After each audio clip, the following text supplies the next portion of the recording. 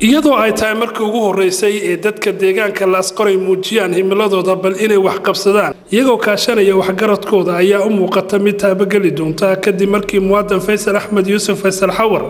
oo ah maareeyaha shirkadda Maakh Resources oo ka soo jeeda deegaanka uu keenay markabkan aad arkaysaan kaasoo hubiya ama tilmaam ka bixinaya qaabka ballac iyo dheer hoos u qodka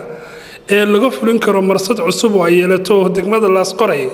ayaa muwaadin Faysal Xawar oo aan ku booqday halka uu ka degan yahay Laasqoray ayaan weydiiyay sida ay wax u socdaan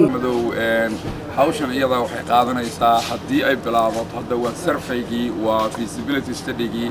dekadu meeshay noqon lahayd dabayluhu meeshay ka dhacaan mawjaduhu dacalkay u dhacaan dhagaxan breakwater ama boulderska la yiraahdo lagu aasayo dekada xagee laga gurayaa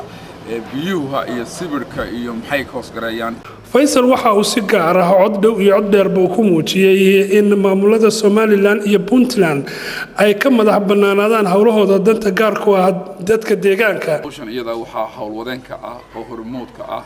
waa iraadada iyo rabitaanka shacabka dhulkan ku nool